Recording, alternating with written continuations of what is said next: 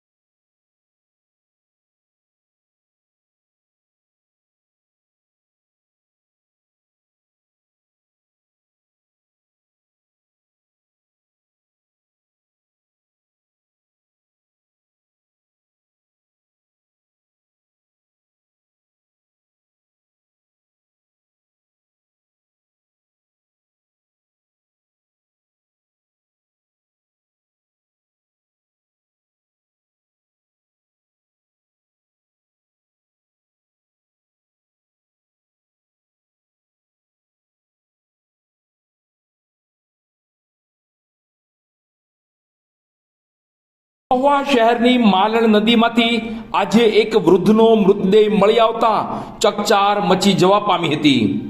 જોકે ઘટનાની જાણ થતાં જ પોલીસ વિભાગ મહુવા અને નગરપાલિકા મહુવાની ફાયર વિભાગની ટીમ ઘટના સ્થળે પહોંચી હતી અને સ્થાનિકોની મદદથી વૃદ્ધનો મૃતદેહને બહાર કાઢી મહુવા શહેરની સરકારી હોસ્પિટલ ખાતે પોસ્ટમોર્ટમ અર્થે મોકલી આપેલ છે તેવા સમાચાર પ્રાપ્ત થઈ રહ્યા છે।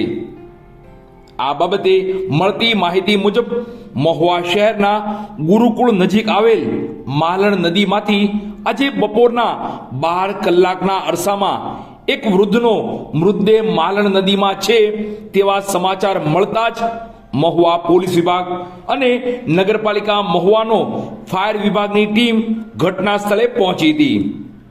જોકે સ્થાનિક વાડીવાળા અને આજુબાજુના રહેવાસીઓ ઘટના સ્થળે મોટી સંખ્યામાં પહોંચી ગયા હતા અને સ્થાનિક લોકો દ્વારા મહા મહેનતે આ વૃદ્ધનો મૃતદેહ માલણ નદીમાંથી બહાર કાઢવામાં આવ્યો હતો। આ વૃદ્ધ પ્રવીણભાઈ ભીખાભાઈ મકવાણા, ઉંમર વર્ષ આશરે 65, રહેવાસી જનતા પ્લોટ મહુવા છે તેવી ઓળખ થવા પામી છે અને તેમના પરિવારજનો પાસેથી એવી પણ માહિતી મળેલ છે કે ગઈકાલે પ્રવીણભાઈ સવારે ઘરેથી નીકળ્યા બાદ કાલે રાત્રે પણ ઘરે પરત ફર્યા ન હતા અને તેમના પરિવારજનો દ્વારા પ્રવીણભાઈની શોધખોળ આદરી હતી તેવી વિગતો પણ મળે છે। ત્યારે આજે બપોરે 12 કલાકે પ્રવીણભાઈનો મૃતદેહ મહુવા શહેરની માલણ નદીમાંથી મળી આવ્યો હતો। બાદ પોલીસ વિભાગ મહુવા દ્વારા પ્રવીણભાઈના મૃતદેહને પોસ્ટમોર્ટમ અર્થે મહુવા શહેરની સરકારી હોસ્પિટલ ખસેડેલ છે તેવા સમાચાર પ્રાપ્ત થઈ રહ્યા છે।